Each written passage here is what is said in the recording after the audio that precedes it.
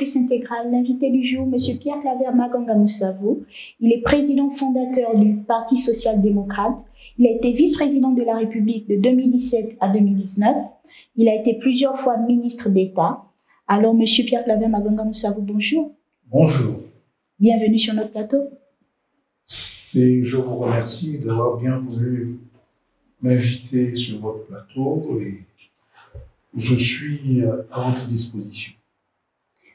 Monsieur le Président, comment se porte le PSD à ce jour?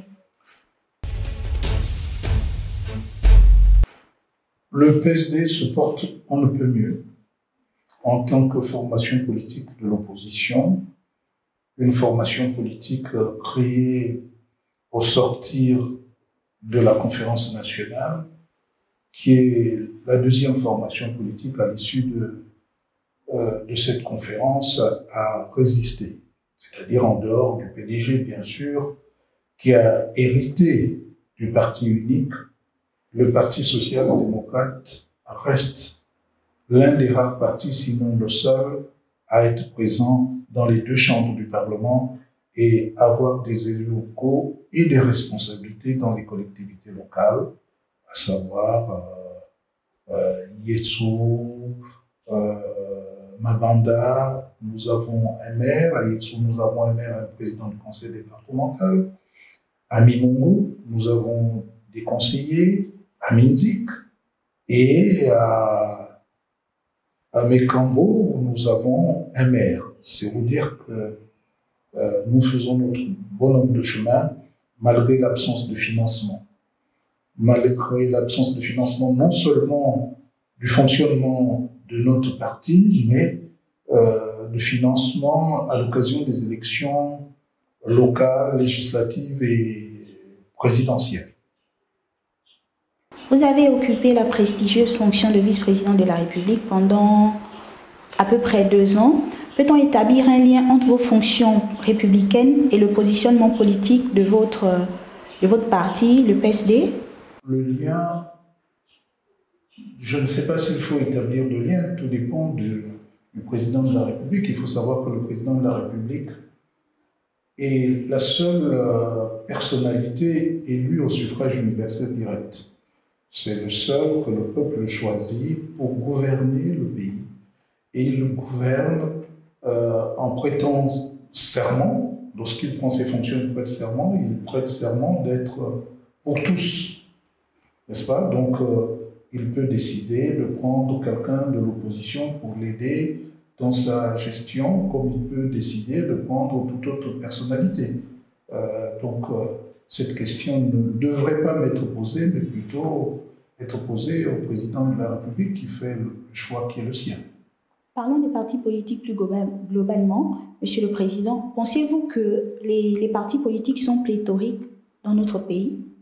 Je ne sais pas. Il y a des critères qui sont définis pour éviter qu'il y ait une pléthore de partis politiques. Mais je me rends compte que c'est avec beaucoup d'aisance, beaucoup de facilité que les partis politiques se créent.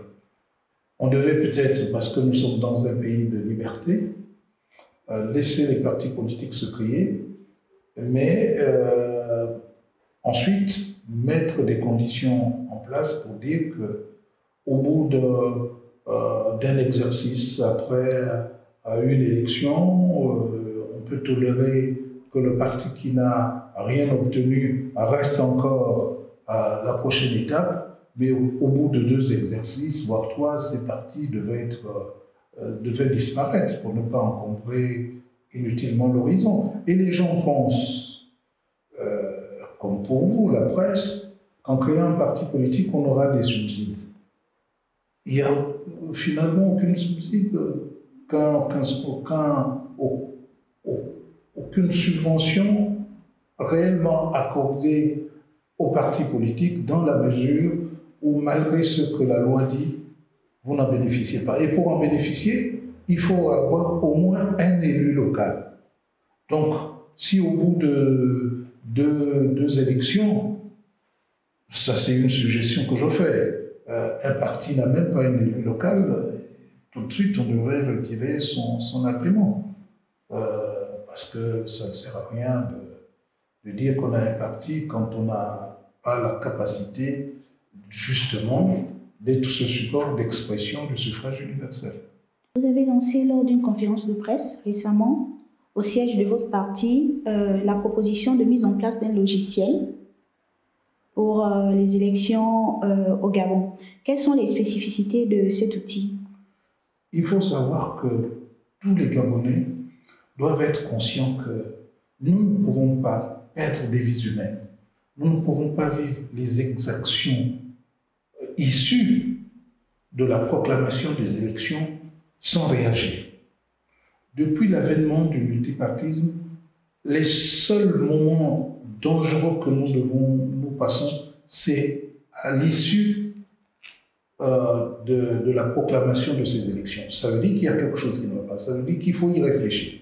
J'ai essayé d'apporter ma modeste contribution en prenant une grande initiative concernant ce moment-là. Nous savons qu'au sortir du bureau de vote, il y a une annonce qui est faite par le bureau de vote. Cette annonce est officielle. On délivre à ce sujet un procès verbal. Ce que je souhaiterais, c'est que du bureau de vote, on puisse d'un clic envoyer cette information au CGE national et au CND, qui disposant des outils, c'est-à-dire des ordinateurs performants, ils puissent ensuite compiler tous ces résultats qui arrivent directement de chaque bureau de vote pour qu'à partir entre 20h et 22h, on ait les grandes tendances.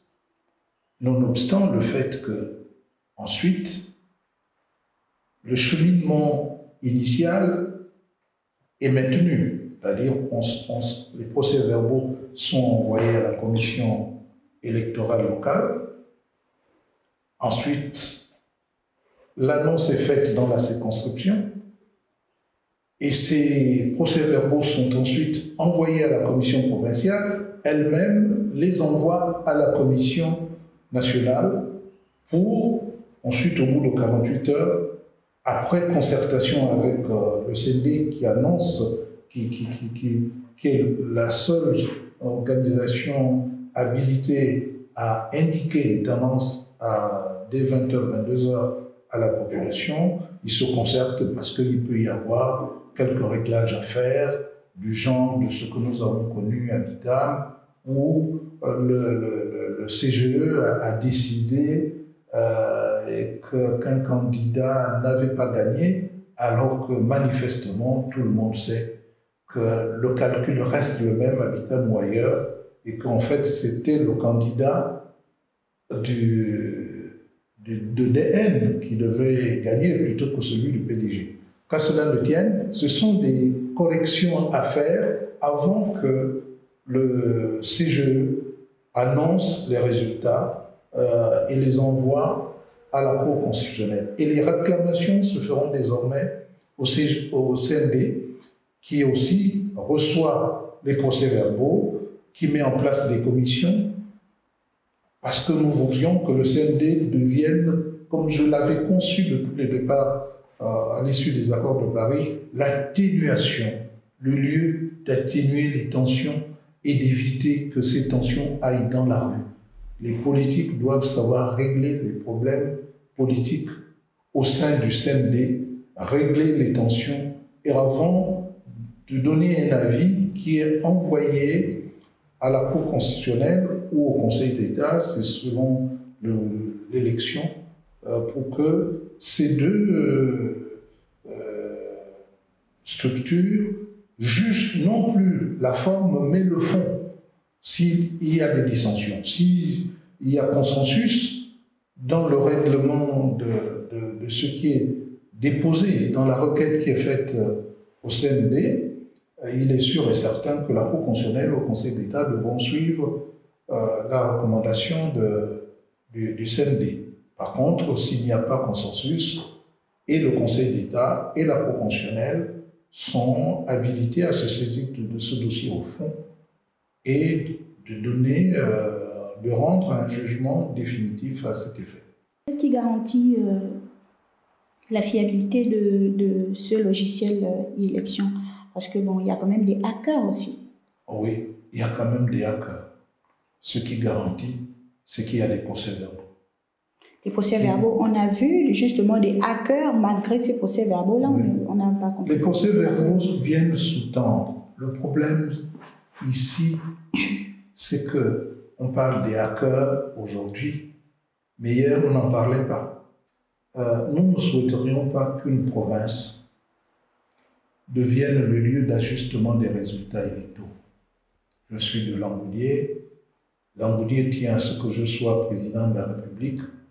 On attend que toutes les autres provinces annoncent les résultats et à Langourdier, on va tout faire pour que j'ai 100% ou 99%. C'est ce qu'on refuse désormais. Et c'est ce qui crée les tensions. Et quand on sait que c'est pas aisé, c'est pas facile d'assumer les fonctions présidentielles, donc on n'est pas président pour soi-même, on est président pour résoudre les problèmes des populations à partir d'un programme consommé à ces populations. Si le peuple choisit le programme de Maganga Moussabou, et il revient à Maganga Moussabou de mettre en place ce programme. S'il échoue, le mandat d'après, on le confiera à un autre, ainsi va la vie. Ce n'est pas un titre définitif qu'on vous donne pour ne pas accepter d'être battu à une élection. Donc c'est pour cette raison que, au lieu qu'on se retrouve dans un pays où il y a guerre civile, où des gens qui se connaissent se regardent en chien de faïence, je préférerais proposer des solutions qui devraient normalement emporter l'assentiment de tout le monde. Parce que, dites-vous bien que ça n'est pas fait contre quelqu'un. Ça s'adresse et à moi et à d'autres qui voulons gérer ce pays. Le PSD présentera-t-il un candidat en 2023 ?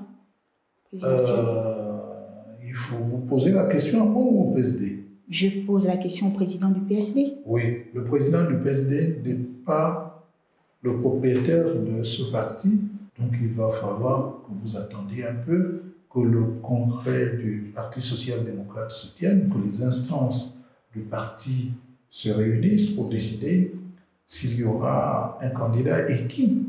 Vous comprendrez que ici, ce sera un peu léger de ma part de pouvoir me prononcer sur cette question à 2 ans de 2023. Un mot à dire sur les solutions de relance de l'économie gabonaise? Vous savez,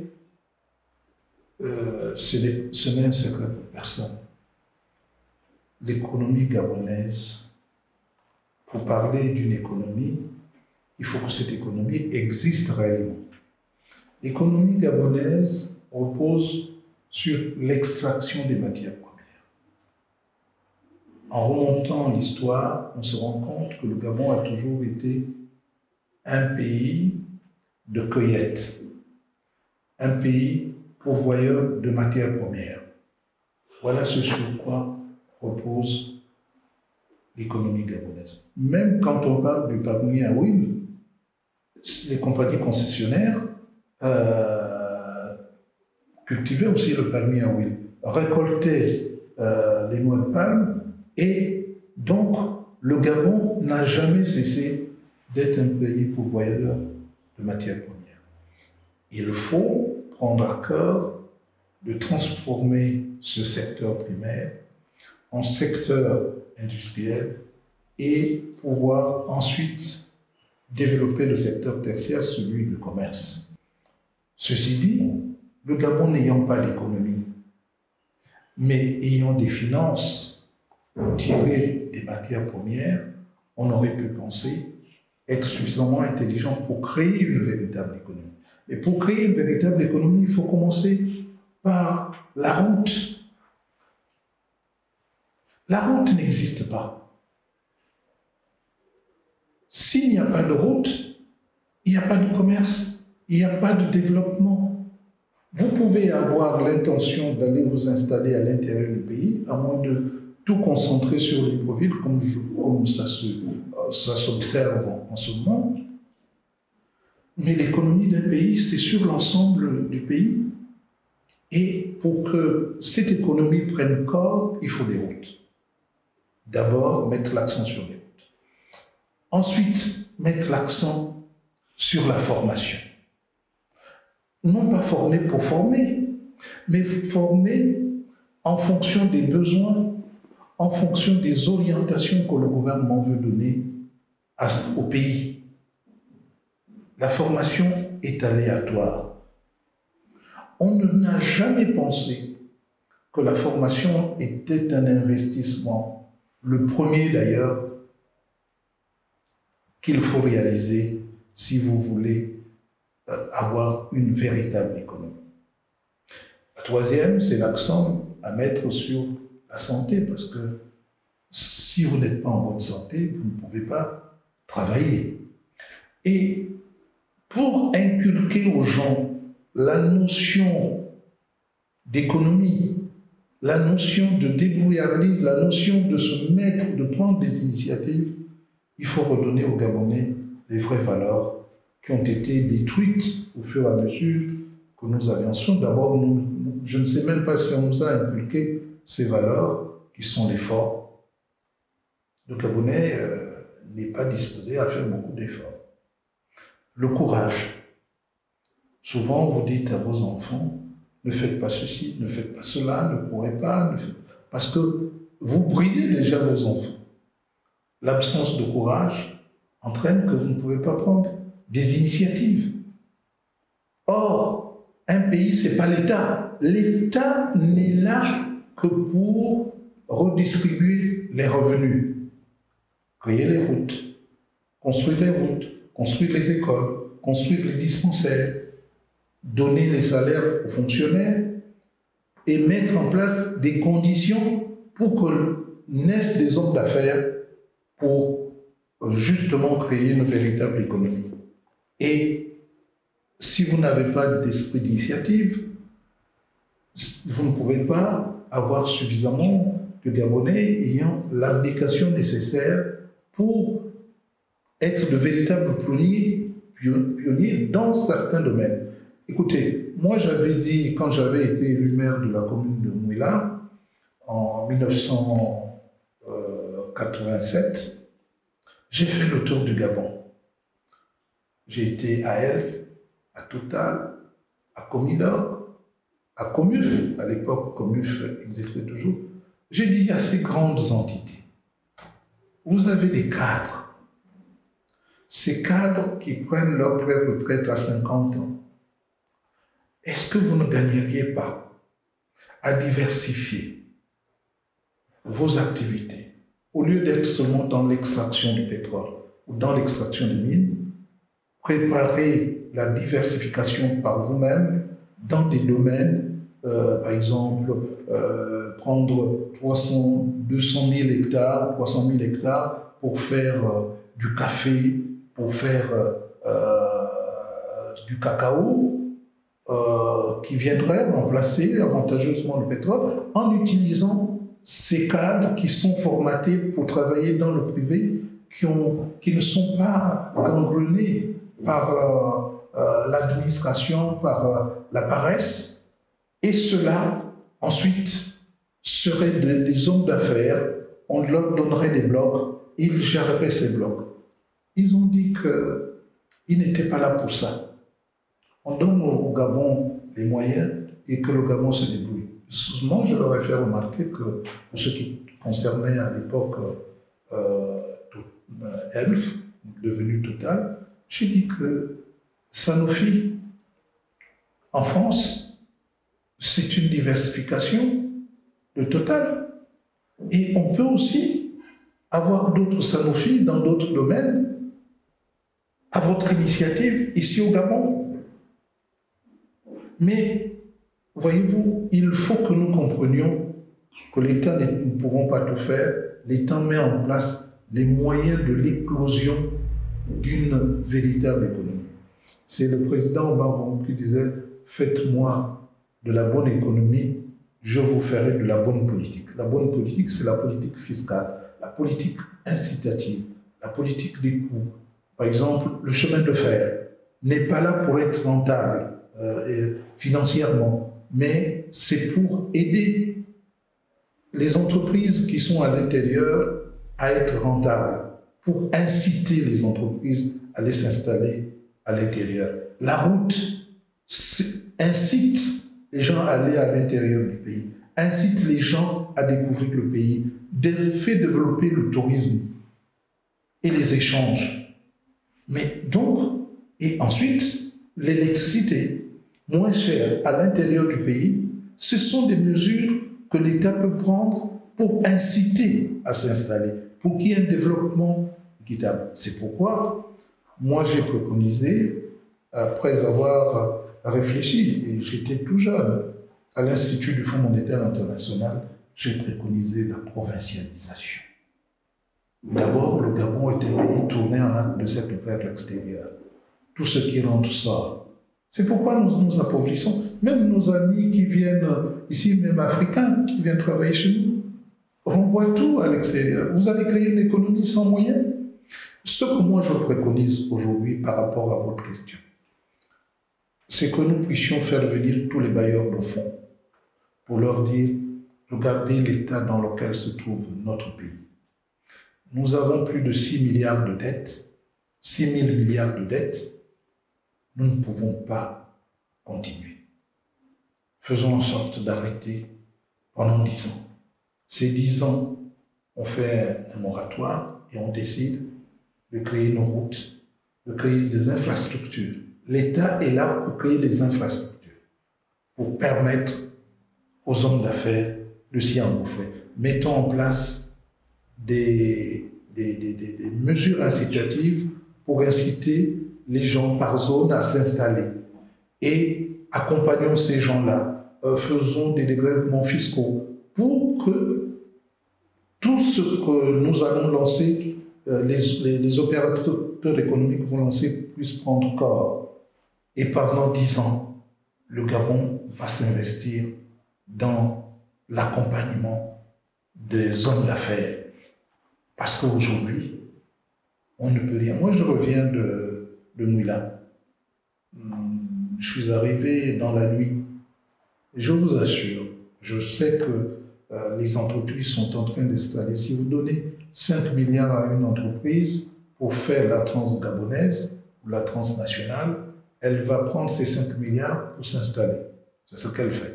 Et quand l'État pense qu'elle a déjà donné 5 milliards, que les travaux vont commencer, elle n'est pas au bout de l'État n'est pas au bout de ses peines, de sa peine, et ce qui fait que elle peut se demander mais pourquoi les travaux ne commencent pas. Non, il faut d'abord l'installation de chantier. Les 5 milliards que vous donnez, c'est pour que la société s'installe. Et ensuite, il faut maintenant donner de l'argent. Et c'est au moment de donner l'argent pour que les travaux commencent que l'État se pose la question de savoir mais j'ai pourtant donné 5 milliards, pourquoi ça ne commence pas? Aujourd'hui, depuis que Madame le Premier ministre est allée lancer les travaux à Koubouleux, rien n'a bougé. La situation reste la même. Et j'ai constaté qu'on a commencé, qu'on avait il y a 2 semaines commencé à gratter du PK 83 au PK 68. Allez-y maintenant, avec les pluies, ça a repris. On peut, comme on dit chez nous, si vous ne pouvez pas vous cacher, vous courir, vous pouvez au moins vous cacher, n'est-ce pas? On peut, en attendant, mettre en permanence un mule, une niveleuse, un chargeur, un camion pour boucher les trous, pour que les gens circulent. Parce que c'est devenu une catastrophe. Moi, je suis transporteur, mais je vous assure que j'ai retiré tous mes bus de la route. Parce que je passe mon temps à les réparer. J'ai pensé que apporter ma contribution en construisant un hôtel à Lambaréné, je vous assure que c'est une désolation. Une ville qui grouillait de monde les week-ends.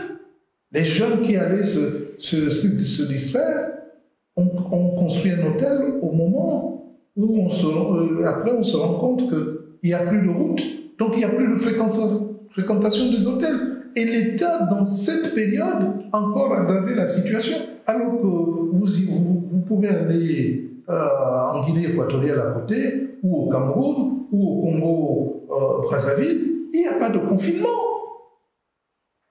Comme si le Gabon était dans une sorte de bulle en rapport uniquement avec les pays occidentaux. Mais les autres se moquent de nous. Donc, Monsieur le Président... Non, laissez-moi terminer pour dire que vous ne pouvez pas encourager le développement économique en décourageant les opérateurs économiques. Vous ne pouvez pas parler du tourisme sans les routes. Vous ne pouvez pas parler de tourisme sans des aéronefs qui amènent le tourisme à bon port à l'intérieur du pays, alors qu'il y a des aérodromes qui ont été construits et qui n'ont même plus de fréquentation. Il faut qu'on s'asseye, non pas, quand je dis s'asseoir, je ne parle pas de l'appel à la paix des braves, quand je dis qu'on s'asseye, que le gouvernement réfléchisse véritablement. Il ne faut pas se mettre la tête dans le sable et penser que tout va pour le mieux, tout va mal dans notre pays. Et on peut continuer comme ça jusqu'à ce que tout le monde se mette dans la rue et que finalement, plus rien ne tourne. C'est pourquoi il est encore temps de se ressaisir, d'appeler tous les bailleurs de fonds, qui sont aussi responsables de la situation créée. Parce que, qu'on le veuille ou non, ils savent ce qu'on fait de l'argent, des 6 000 milliards. Si ça n'a pas donné les routes qu'il faut, si ça n'a pas donné les infrastructures qu'il faut, si ça n'a pas incité les gens à produire davantage, rien ne peut. Nous sommes tous responsables et nous devons nous asseoir pour dire qu'est-ce que nous faisons devant la situation qui est celle du Gabon. Le Fonds monétaire international ou la Banque mondiale seuls ne suffiront pas. C'est se faire beaucoup d'illusions ou c'est faire en sorte que le Gabon s'endette davantage. Il faut s'arrêter et consacrer les moyens qui au Gabon non pas à payer la dette, mais à reconstruire un pays pour qu'ensuite il ait les moyens de reprendre la dette et de reprendre ses responsabilités pour honorer ses engagements. Mais il faut s'arrêter un moment, sinon c'est une fuite en avant. Vous avez parlé d'un point très important. Vous avez dit que l'État a encore aggravé la situation avec le confinement. Pensez-vous que le confinement n'a pas lieu d'être au Gabon? Je veux vous dire ce que je pense. Au regard de ce qui se passe au Congo, au Cameroun, des pays plus nombreux que nous, en Guinée équatoriale, nous sommes dans la CEMAC. Nous ne pouvons pas nous permettre d'avoir un comportement différent des pays qui nous entourent. Et on se demande même ce confinement est fait dans quel but? Est-ce que c'est un but militaire? Est-ce qu'il y a une peur de coup d'État? Vous voyez, je prononce le mot. Ou qu'est-ce qu'il y a? Parce qu'on ne peut pas comprendre qu'on dérègle volontairement toute l'économie. Vous voyez, dans une heure, tout le monde va arrêter de travailler. Parce qu'il y a couvre-feu à 18 heures. Lequel couvre-feu, plus personne ne respecte d'ailleurs. Je ne sais pas si vous l'avez remarqué. Un gouvernement qui se respecte doit savoir observer. Si à 20 heures, les gens sont encore plus nombreux dans la rue en train de circuler, ça veut dire que sans crier gare, ils ont décidé de passer outre. Mais les personnes justement qui ne respectent pas le couvre-feu, ce sont des personnes comme vous qui ont des laissez-passer, des personnalités. Le couvre-feu était respecté. Aujourd'hui, j'ai constaté, parce que je suis un homme d'État, j'ai constaté que plus personne ne respecte le couvre-feu. De toute façon, vous ne pouvez pas maintenir les voitures jusqu'à une certaine heure dans la rue parce qu'ils sont en train de circuler. Vous, si vous les bloquez, vous provoquez encore des attroupements.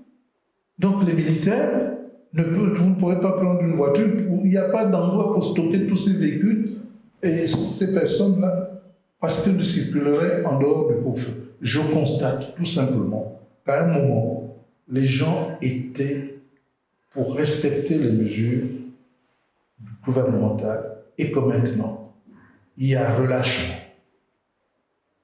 Et s'il y a relâchement, il faut avoir l'intelligence de dire, bon, les gens, on se rend compte que 19h, 20h, les gens sont encore en train de circuler. Ce n'est pas une ou deux personnes ayant les autorisations, mais c'est tout le monde qui circule.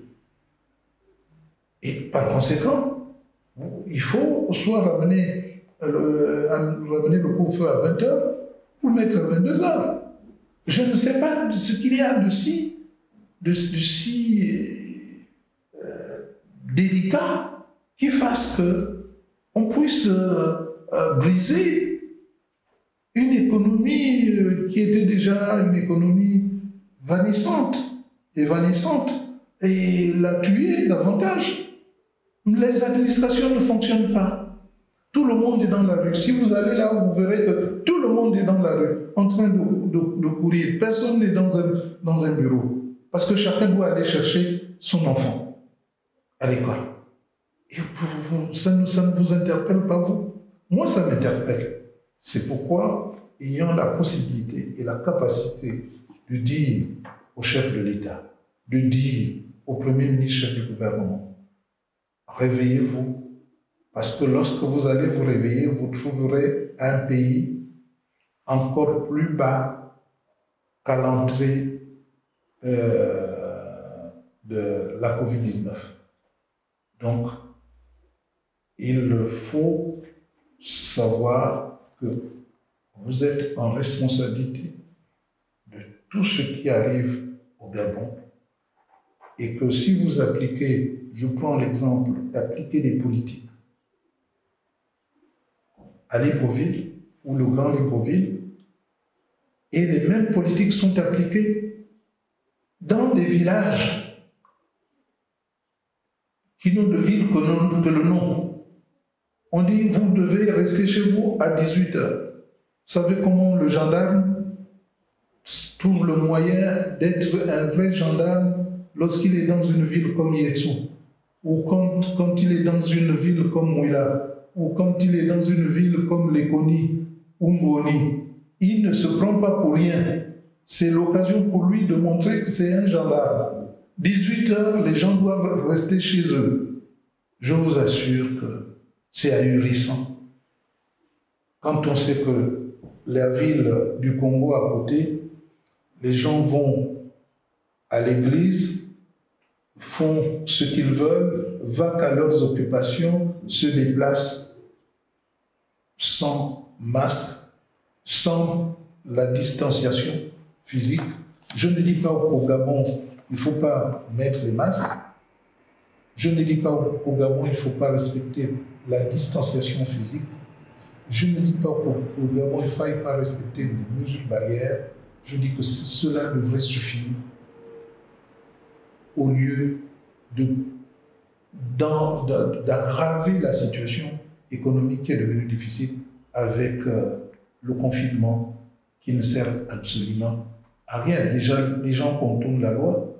Hein, vous vous retrouvez souvent, vous êtes souvent retrouvés dans un bistrot quelque part, derrière ou dans votre maison, pour vendre des boissons. Mais cela, ça dérègle même les petits commerces. Même ceux qui devraient payer l'impôt ne payent plus. Donc c'est l'État qui perd tout ça. Une dernière question, Monsieur Oui. le Président. Comment se porte la ferme de Moutassou? La ferme de Moutassou, c'est une, disons, vous l'appelez ferme, moi je l'appelle ranch. Le ranch de Moutassou, encore appelé ranch Biendi. Ranch créé en 1986 et qui est la seule structure créée avec l'encouragement de l'État qui tient le coup. Si l'État subventionnait, assistait, ce serait le lieu que je voudrais consacrer à la jeunesse gabonaise pour former dans le domaine de l'agriculture et de l'élevage. Et profitant du fait que Olam soit à côté, parce que j'ai donné une grande partie de mes terres à Olam pour faire le palmier à huile, profitant de la présence d'Olam, on devrait créer une structure d'accompagnement des jeunes, un centre de formation qui a prise sur la réalité et qui aurait la chance d'avoir Eolam pour l'agriculture et le Ranch Biendi pour partie pour l'agriculture et pour l'élevage, puisque c'est la structure qui existe et les terres existent.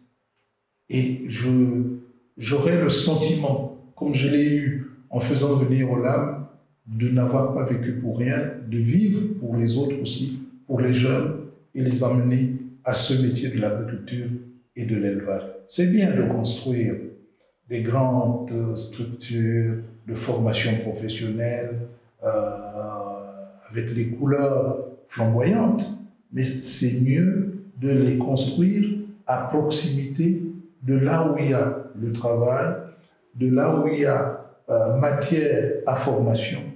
Et on pourrait ainsi installer des jeunes dans des fermes, ailleurs ça s'appelle des kibbutz, dans des fermes, pour qu'il y ait un peu d'élevage, pour qu'il y ait de l'agriculture.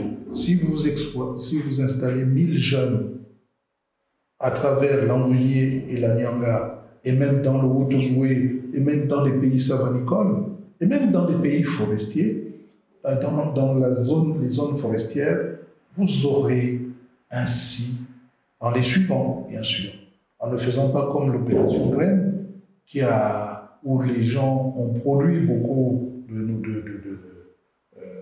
nourriture, mais ils n'ont pas pu les commercialiser, parce qu'on n'a pas su que quand on produit, il faut amener ces produits au marché. Et ça, ce serait une bonne chose. Donc je profite de votre antenne pour faire appel et à Olam et à l'État, les deux sont confondus, pour qu'ils viennent, ils m'accompagnent à construire un centre de formation. J'ai déjà commencé moi-même, puisque j'ai de quoi accueillir 24 jeunes, pour que ces jeunes qui vont à Olam aient d'autres connaissances et plus de connaissances que celles qu'ils auront à planter ou à élaguer ou donc à défricher pour la prospérité de l'âme. Donc ils auraient quelque chose de plus, une formation, et ce serait un plus pour notre pays de Gabon. Avant de nous séparer, les Gabonais veulent savoir quels sont vos rapports à ce jour avec votre fils, Biendi Magonga Moussavou, qui est maintenant pédagogiste engagé. Mais vous avez tout défini. Vous êtes président du PSD, monsieur. Non, mais il est pédagogiste engagé. Ça ne nous regarde plus.